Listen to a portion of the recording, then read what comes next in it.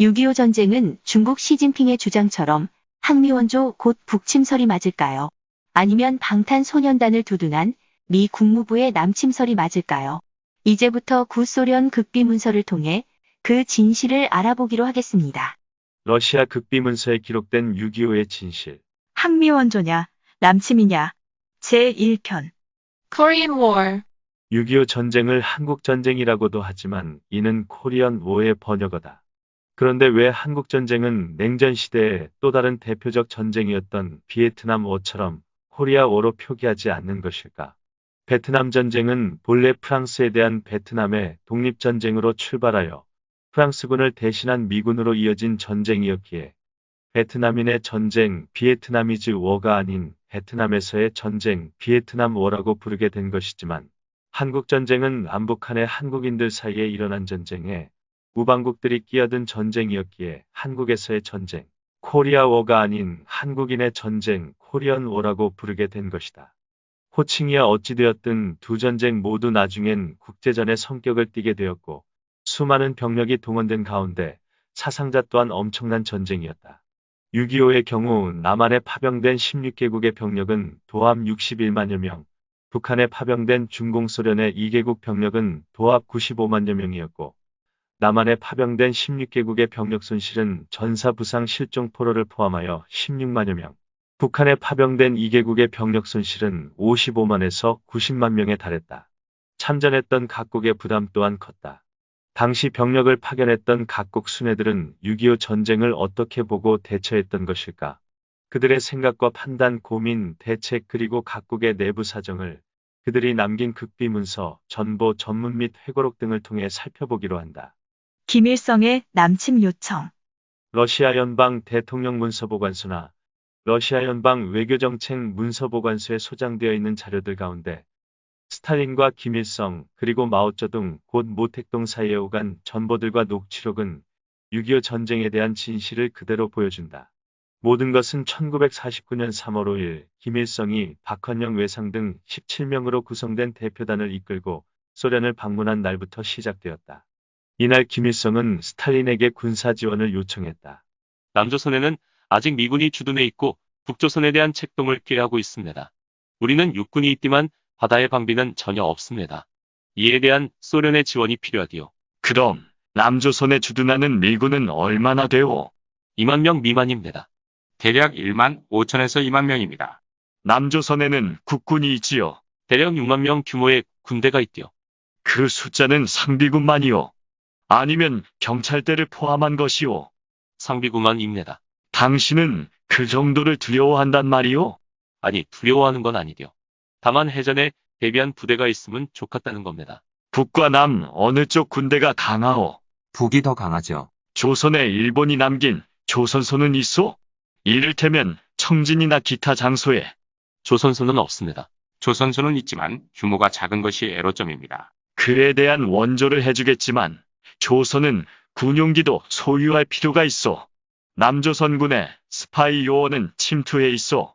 침투해 있지만 아직 모습을 드러내지는 않고 있습니다. 모습을 드러낼 필요는 없고 그것이 올바른 거요. 남쪽도 북쪽 부대에 스파이를 심고 있을지 모르니 신중할 필요가 있다는 지시를 내리시오. 이날 회담에서 스탈린은 김일성이 요청한 군사 지원을 승낙했지만 3월 7일 속개된 회담에서는 김일성이 요청한 남침 계획을 승인하지 않았다. 이에 대해 흐르시초프는 스탈린이 미국을 두려워했기 때문이라고 회고록에서 밝혔다.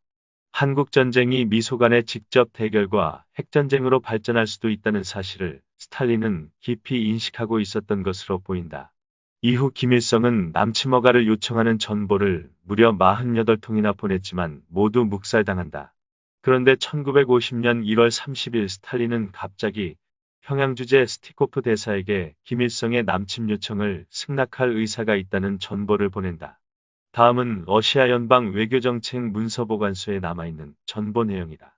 김일성 동지의 불만을 이해하지만 남한에 대해 그가 떠맡고자 하는 그런 큰 문제는 많은 준비가 필요하다는 걸 알아야만 하오. 그 문제는 너무 큰 위험이 되지 않게 정리해야 할 필요가 있어. 이 문제에 대해 그가 의논하기를 원한다면 나는 언제든 그를 만나 의논할 준비가 되어 있어. 이 모든 것을 김일성에게 전달하고 이 문제에 대해 그를 도울 준비가 되어 있다는 점을 알리시오. 마침내 스탈린이 김일성의 남침을 승인하기로 방침을 바꾼 것이었다. 무엇이 그의 의사를 번복해 했던 것일까? 진두지휘하는 스탈린. 그 이유에 대해 필자는 국공내전에서 중공의 승리, 소련의 핵보유에 대한 자신감과 더불어 영국인 소련 첩자 킴 필비가 스탈린에게 보낸 미국 국가안보위원회에 결의안, 곧 미국은 한반도에서 전쟁이 일어나도 개입하지 않고 핵무기도 사용하지 않는다는 내용 등 국제정세의 변화에 스탈린이 크게 고무되었기 때문이라는 글을 발표한 바 있다. 이후 스탈린은 남침 계획을 진두지휘하는 입장에 선다. 이 무렵 그는 모스크바를 방문하고 있던 중국의 마오쩌둥과 만났지만 북한의 원조의 주자는 이야기는 나누면서도 정작 남침 계획에 대해서는 함구했던 것 같다. 김일성이 나와 검토하고 싶다고 한 문제는 현 시점에서는 극비로 해두지 않으면 안 된다고 김일성 동지에게 설명해 주어야 하오. 당분간 북조선의 다른 지도부 멤버나 중국의 동지들에게도 알려서는 안 되오. 저기에 알지 못하게 하는 것이 절대로 필요하오. 모스크바에 머물고 있는 마오쩌둥과의 회담에서 우리는 조선민주주의인민공화국에 원조해줄 필요성과 가능성, 그리고 조선민주주의인민공화국의 군사적 잠재력을 향상시켜 방위를 강화해야 한다는 점에 대해 의견을 나누었소. 검토하고 싶다고 한 문제란 남침 계획을 가리킨다. 스탈린은 스티코프 대사에게 김일성이 요청한 추가 3개 사단의 편성에 착수할 수 있으며 1951년에 집행될 신용공여를 1950년에 앞당겨 사용하고 싶다는 김일성의 요청을 수락한다는 전보를 보냈다. 남침을 앞두고 김일성은 소련과의 최종 조율을 위해 모스크바에 가기를 원했는데 이에 대해 스티코프 대사는 김일성은 금년 3월 30일 조선에서 모스크바로 출발할 예정이다. 김일성과 박헌영의 모스크바행에는 특별기를 준비하는 것이 타당하다고 생각한다. 이 목적을 위해 비행기의 선택에 대한 적절한 수배를 부탁하고 싶다. 특별기는 금년 3월 29일 평양에 도착할 필요가 있다. 고 소련 외무부에 타전했다. 이 요청에 따라 소련이 제공한 비행기를 타고 김일성과 박헌영 등 그 수행자들은 1950년 3월 30일 모스크바로 날아갔다. 그로부터 4월 25일까지 약 한 달 동안 모스크바에 머물면서 김일성은 스탈린을 모두 3번 만났다. 묘한 것은 이때 회담 기록이 발견되지 않는다는 점이다. 극비사항이라 기록조차 남기지 못하게 조치했던 것일까? 그는 김일성을 도우면서도 미국이 알까봐 전전긍긍했는데 이 점이 후르시초프의 회고록에는 나는 스탈린이 당시 국방인민위원이었던 불가린을 불러 북한 내에 우리 고문단 전부를 소환하라고 명령했을 때 그 자리에 있었다. 나는 불만이었다. 이러한 조치는 우리 쪽 장교가 한 명이라도 생포되어 그것을 빌미로 미국이 우리의 전쟁 개입을 비난하게 될까봐 두려웠기 때문에 내려진 것이라고 생각한다. 고 기록되어 있다. 도합 3번을 만났다는 김일성과 스탈린 사이엔 대체 어떤 이야기가 오갔던 것일까? 김일성과 스탈린의 최종 조율. 모스크바 국제관계대학의 아나톨리 V. 토르크노프 교수는 군사 책임자였던 드미트리 볼코고노프 장군의 개인 콜렉션에 있던 자료들과 당시 생존자들을 인터뷰하여 회담 내용을 이렇게 복원했다. 국제정세의 변화로 조선 통일을 위해 보다 적극적인 행동을 취할 수 있게 되었소. 국제관계 측면에서 중국 공산당은 국민당과 싸울 필요성에서 해방되어 지금은 조선 문제에 보다 주의를 기울일 수 있게 되었소. 긴급 사태가 일어날 경우 중화인민공화국은 군대를 지원할 것이오. 심리적으로도 중국 공산주의자의 승리는 중요하오. 중국은 아시아 혁명가들의 힘을 보여주었고 아시아 반동주의자들과 서방 후원자와의 유대 관계가 약화되었음을 드러나게 했소. 미국은 중국에서 철군했고 중국 공산당과 굳이 싸우려 들지 않았소. 중국이 소련과 동맹 조약을 체결하고 있는 이상 미국은 아시아 공산주의자를 자극할 기분이 별로 아닐 것이오. 실제가 그렇소. 미국에서는 소련이 핵보유국이 되었다고 하는 사실 때문에 조선 문제에 개입할 수 없을 것이란 분위기가 우세하오. 그러나 미국이 싸움에 개입하는 일이 없다고 확신해서는 절대 안 될 것이오. 조선이 해방투쟁을 하는데 가장 중요한 조건은 베이징의 지지요. 미국은 소련과 중국이 동맹하는 모습을 앞에 두고 감히 큰 전쟁에 개입하는 위험을 무릅쓰지는 않을 겁니다. 마오쩌둥 동지는 중국 혁명을 달성한 뒤 군대를 포함한 조선 지원을 몇 차례나 약속했습니다. 길에서 조선은 국가를 통일하는데 자체 병력에 의거하는 쪽을 택한 거이고 또 그 성공을 믿고 있습니다. 조선군의 군사력을 양적, 질적으로 대폭 증강시켜야 하오. 상세한 공격 계획도 필요하오. 3단계에 걸쳐 작전을 짜는 것이 좋을 것 같소. 처음엔 38선 부근에 부대를 집결시키시오. 그 후 북에서 평화통일의 새로운 발의를 하시오. 이를 서울이 거부하면 공격을 시작하는 거요. 옹진반도에 연해 공격을 가한다는 발상은 좋소. 이는 처음에 누가 군사행동을 개시했는가 하는 사실을 은폐하는데 도움이 되기 때문이요. 남쪽으로부터 반격이 있은 다음에는 전선을 넓힐 기회가 찾아올 것이오. 전쟁은 전격전이 아니면 안 되고 적에게 북쪽에 들어올 기회를 주어서는 안 되오. 그러나 소련에 직접 참가를 기대하지는 마시오. 필요하면 아시아 정세에 정통한 마오쩌둥 동지에게 지원을 부탁하시오. 공격은 빨치산을 도울 것입니다. 빨치산 활동이 보다 격해지면 20만 당원이 남조선 당국을 향해 봉기할 것이 확실합니다. 1950년 여름까지 군대를 총동원하갔습니다. 그때까지 조선군 총참모부는 소련 고문이 도움을 얻어 상세한 공격 계획을 완성하갔습니다. 회담을 끝낸 김일성과 박헌영이 평양으로 돌아간 다음 스탈린은 1950년 5월 3일 베이징 주재 N.V. 로시친 대사에게 전보를 보내 조선의 동지들이 우리나라를 방문했는데 그들과 가진 상세한 회담 결과는 나중에 연락하겠다는 말을 마오쩌둥에게 전하라고 지시했다. 김일성의 베이징 방문. 이 약속을 지켜 스탈린은 5월 14일 로시친을 통해 마오쩌둥에게 다음과 같은 전보를 보냈다. 마오쩌둥 동지, 조선 동지들과 회담하는 가운데 필리포프와 그 측근들은 국제정세의 변화에 비추어 통일을 위해 움직이겠다는 조선인들의 제안에 동의한다는 의견을 표시했소. 이와 관련하여 그 문제는 중국과 조선 동지들이 함께 최종 결정을 내려야 하며 만일 중국 동지들이 동의하지 않을 경우에는 그 문제에 대한 결정을 새로운 토론이 있을 때까지 미루어야 한다는 조건을 붙였소. 조선 동지들이 그 회담에 대한 상세한 내용을 들려줄 것이오. 필리포프.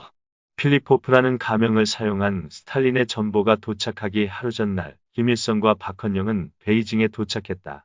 로시친 대사가 5월 13일자로 스탈린에게 보낸 전보에는 1. 김일성과 박헌영은 5월 13일 베이징에 도착했고 2. 저녁 무렵 모택동과 만난 자리에서 필리포프 동지의 지시를 전달했으며 3. 베이징에서 2일간 머물 것이라는 내용이 실려 있다.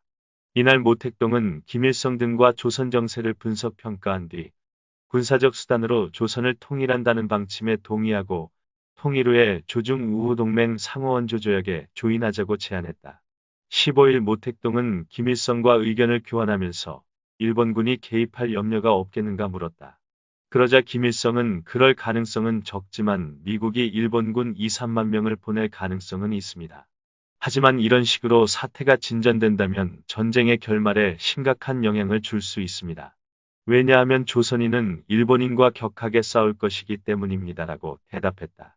이 자리에서 모택동은 일본군의 존재가 분쟁을 장기화시킨 것은 아닐까 우려하면서 일본군뿐만이 아니라 미군 자신이 작전에 개입하여 오는 것은 아닐까 위구심을 나타냈다. 이 같은 내용의 로시친 전보를 받은 스탈린은 5월 16일 조선해방이라는 대사업이 성취되면 곧 조약을 조인할 필요가 있다.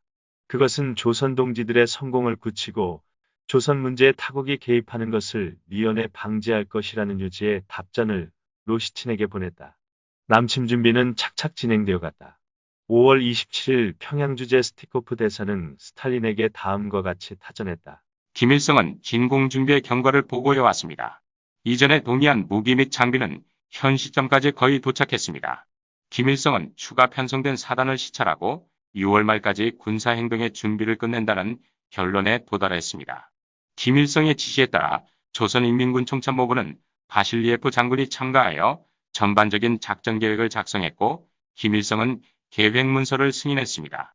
군사력의 조직화 문제는 6월 1일까지 해결하지 않으면 안 됩니다. 6월에 조선인민군은 총동원될 것입니다. 김일성은 6월 말에 진공 개시를 바라고 있습니다. 진공을 연기하는 것은 바람직하지 않습니다. 왜냐하면 첫째, 전쟁의 준비가 적에 감지될 위험이 있고 둘째, 7월에는 장마가 시작되기 때문입니다. 김일성은 6월 8일에서 10일 집결지로 부대 이동을 개시할 것을 제안하고 있습니다. Blitzkrieg. 그날 스티코프는 군사고문단장 바실리에프 중장과 조선인민군 총참모부 고문 포스토니코프 소장을 만났는데 그들은 김일성의 제안에 찬성하지 않았다. 필요물자가 모두 도착하고 상비병의 보충이 끝나는 7월로 작전을 연기하고 싶어 했으나 장마철인 7월 작전은 위험도가 높다는 점 때문에 김일성의 제안을 마지못해 수용했다.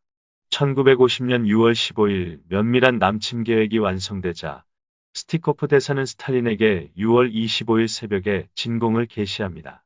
먼저 조선인민군의 병단과 부대가 옹진반도를 공격하고 그 뒤 남조선 서쪽 연안을 진격하여 총공격을 가합니다. 그러면 서울이 점령되고 한강이 지배하에 떨어집니다. 동시에 동부 지역에서는 북조선군이 춘천시와 강릉시를 해방합니다. 결과로서 적의 주요 부대는 서울 지구에서 포위되어 괴멸될 것입니다. 작전의 최종 단계에서 남조선의 기타 지구는 적측 잔존부대의 괴멸과 도시 항만의 탈취에 의해 해방됩니다. 라고 타전했다. 당초 북한의 남침 계획은 옹진반도를 중심으로 한 서해안을 먼저 치고 한국군이 맞받아치면 이를 빌미로 전 전선에서 일제 공격을 개시한다는 것이었다. 이 같은 작전은 누가 먼저 싸움을 시작했는지 얼버무릴 수가 있어 아주 좋은 계획이라고 스탈린도 지적한 바 있었다. 그러나 옹진반도의 침공작전은 변경되었다. 1950년 6월 21일 스티코프는 김일성으로부터 받은 서한 내용을 스탈린에게 전달하면서 무선전신의 방수와 첩보정보에 따르면 남쪽은 앞으로 있을 조선인민군의 진공에 관해 상세한 정보를 확보했다고 김일성이 내게 전했습니다.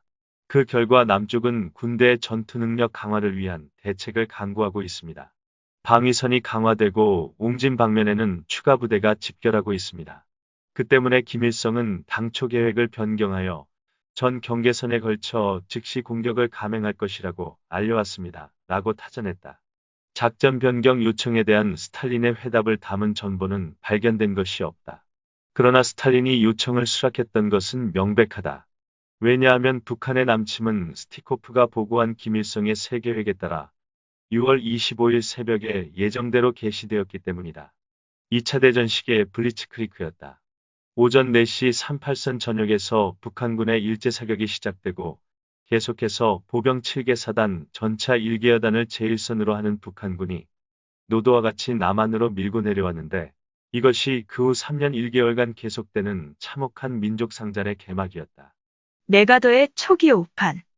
북한의 기습작전에 허를 찔린 한국은 혼란의 소용돌이에 휩싸였고 전선의 군부대는 붕괴되었다. 한반도에서의 이 같은 돌발 사태에 대해 극동군 총사령관이었던 도쿄의 더글러스 메가더는 어떻게 대처했던 것일까? 북한군의 남침 보고를 받은 그는 처음엔 크게 괴념치 않았다. 그래서 전쟁이 일어난 그날 오후 6시 일본을 방문 중인 존 F. 덜레스 특사를 만났을 때 메가더는 북한군의 침입이 단순한 위력 정찰이라 간주하고 1. 공격은 전면적인 것이 아니며 2. 공격의 배후에 반드시 소련이 있는 것도 아니니 3. 결국 한국군이 승리할 것이라고 말했다. 전쟁 발발 직후 워싱턴에 타전한 정세보고서에도 메가더는 북한군의 규모를 3개 사단이라 추정하는 등 전반적으로 낙관적인 견해를 보였는데 이 점은 당일 덜레스 특사와 회동할 때 배석했던 외교국장 윌리엄 J. 시볼드의 증언에 의해 뒷받침된다. 전쟁이 일어난 첫째 날 저녁, 메가더 원수는 그 시각까지 받아든 전황보고를 걱정하는 것 같은 모습은 전혀 보이지 않았다. 그는 한국군의 능력에 자신을 갖고 있다고 말했다. 오히려 덜레스 쪽이 걱정하는 모습이었다. 그날 오후 내 아내는 하프 대령 부부의 초대를 받았을 때 무심코 수지로부터 들은 북한의 침공에 대해 언급했다. 메가더의 부관인 하프 대령이 그거 확실한 얘기냐고 물었다. 아내가 일본 라디오가 그렇게 전하더라고 하자 그는 서둘러 메가더의 초소에 알리러 갔다. 메가더 부관이 사태의 심각성을 몰랐다는 것은 메가더가 한반도에서의 사태를 제대로 파악하는데 시간이 걸렸다는 것을 뜻한다. 그렇게 된 데는 북한군의 규모가 비밀리에 크게 증강되어 있던 사실을 몰랐던 탓도 있다. 1950년까지 한국 육군은 총 8개 사단에 10만 정도의 병력이었다. 이승만은 늘 호전적인 태도를 보여왔기 때문에 미국 고문단은 한국군에 탱크, 중포, 군용기 등을 주는 것을 거부하고 있었다. 정규의 공격 무기를 주면 이승만은 곧바로 38선을 돌파하여 북진할 우려가 충분히 있었던 것이다. 한국의 군대는 대부대에 대한 작전 훈련을 하지 않았고 대전차 방위 훈련도 실시하지 않았었다. 그럼에도 훈련을 감독한 주한 미 군사고문단은 한국군은 북한군의 위협에 충분히 대항할 수 있다는 자신감을 표명하고 있었다. 이는 당시 이승만 정부가 전쟁이 나면 평양 가서 점심 먹고 신의주 가서 저녁 먹는다고 큰 소리 쳤던 것과 맥을 같이 한다.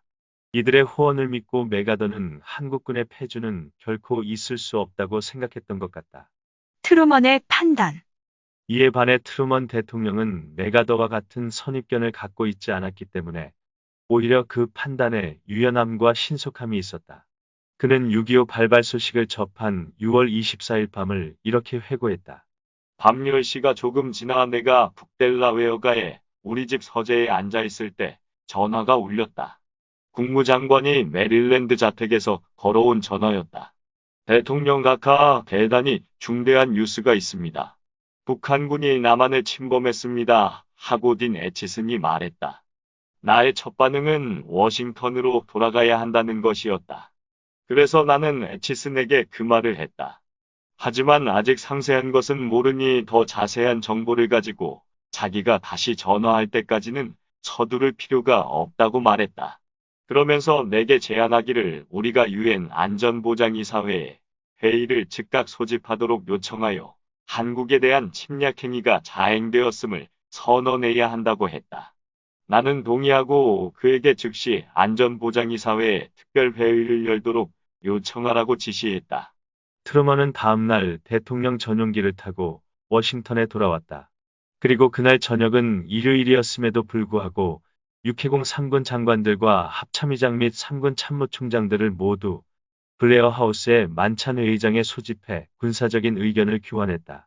그 결론은 북한의 침략에 대처하기 위해 무슨 일이든 해야 한다는 것과 이 시점에 미국은 결코 물러설 수 없다는 것이었다.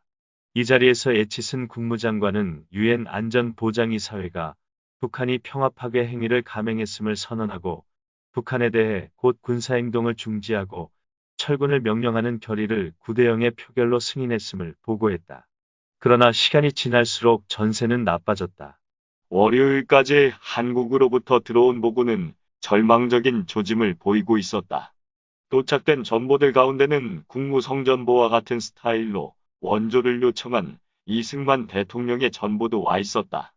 6월 25일 새벽 북한 공산군은 남한의 무력 침공을 개시했습니다. 각하와 미국 의회는 우리 국민이 오늘과 같은 사태를 예상하고 동양의 민주주의 보루를 구축하고 세계 평화에 기여하고자 강력한 국방군을 창설한 사실을 이미 알고 계실 것입니다.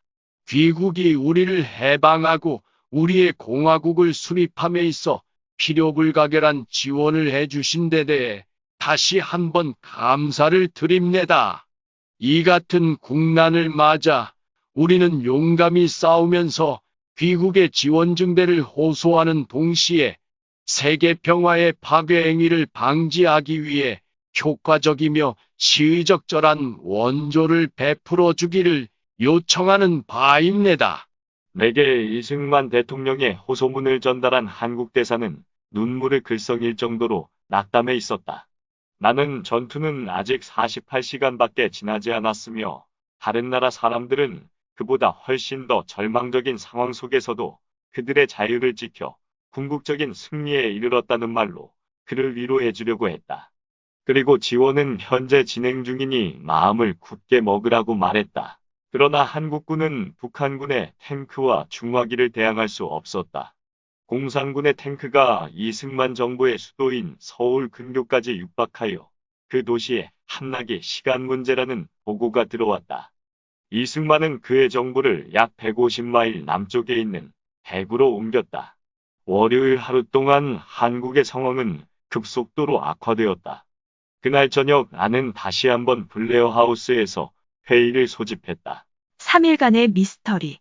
이날 트루먼은 메가더가 보낸 전보 내용을 보고 놀랐다. 한국의 군부대들은 북한군의 단호한 공세를 견뎌내는 것이 불가능합니다. 그 주된 이유는 적이 탱크와 전투기를 독점하고 있기 때문입니다. 전투의 지표인 사상자 수로 보건대 한국군은 충분한 저항력이나 투지가 보이지 않아 완전 붕괴가 임박했다고 판단할 수밖에 없습니다. 이 전보를 읽은 뒤 취한 행동에 대해 트루먼은 이제 더 이상 의심의 여지가 없었다. 한국의 붕괴를 막기 위해 당장 원조가 필요했다. 나는 고문관들에게 한국에서 벌어지고 있는 사태는 규모가 확대된 베를린 사건의 재판처럼 보인다고 말했다. 빨갱이들은 우리 갑주의 약점을 시험하고 있었다. 우리는 세계대전에 휘말려 들어가는 일 없이 그들의 공격에 맞서지 않으면 안 되었다. 나는 국방장관에게 도청방지 전화로 메가더 장군에게 내 훈령을 전달하라고 일렀다.